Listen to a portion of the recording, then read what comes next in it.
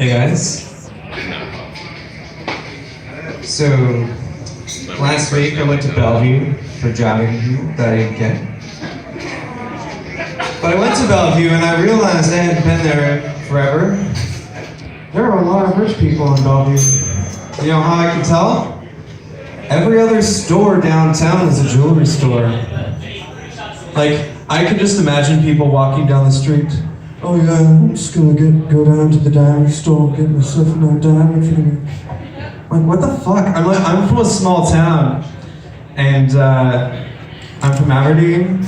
Every other store is a chainsaw store, so it's a little different, a culture shock, you might say. Anyway, so I come from Aberdeen. Another famous celebrity comes from there. His name's Kurt Cobain. Anybody have heard of him? Yeah. There's an interesting dichotomy in Aberdeen where some people are just like, we're gonna make a walking tour for 3 miles on every other block for Kurt Cobain, put up monuments and statues.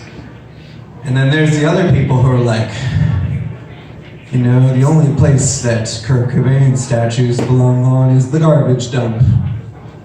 Because he hated Aberdeen. Well, I have to say, Aberdeen's kind of a garbage dump, so... Yeah, so let's talk about my childhood. My parents, or maybe not my childhood, maybe my parents' expectations first off. So I'm 27 and they're like, you're not married, you don't have a girlfriend. What's wrong with you? You have something to tell us? You gay or something? And I'm just like, I'm homeschooled. What did you think would happen? Yeah, it's pretty bad. Yeah, it was very interesting growing up homeschooled. People ask me, Jonathan, did you have a social life growing up? I'm like, no, I didn't.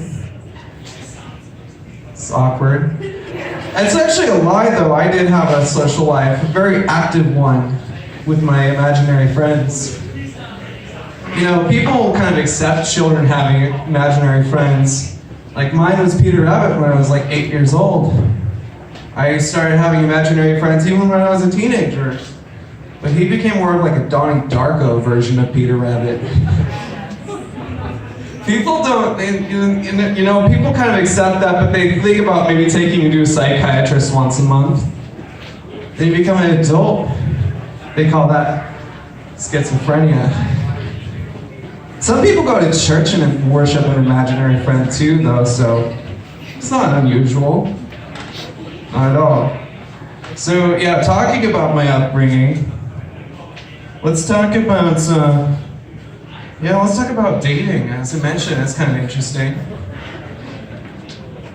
My parents taught me to read. I got to learn how to read books. Women, though, I didn't know how to read women when I became an adult. Right now, though, I've learned a little bit since I've been on my own. I'm at about 6th grade level, reading level, women. It's cool. Okay. All right, well, let's talk about premarital sex. I had premarital sex before. I'm not a total slouch in the adult world.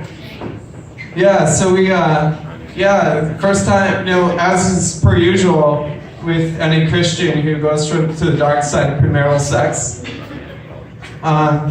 we drew a pentagram on the wall. We sacrificed a goat, and we said, "Hail Satan" 5 times before doing the dirty. No, not really. We just had sex. Yeah, it wasn't that exciting. My parents think that I did that. We also smoked the devil's lettuce. Yeah. And another thing is, so like when I go to bars, I found that I'm looking over the scene. I'm like hitting off with the women. I'm like, oh yeah, I've got a Gall and Schmiegel thing going on. I'm like, she's really cute. We totally have this going on. Yeah, she likes me. But then my Schmiegel side of me is going, no, she doesn't like you.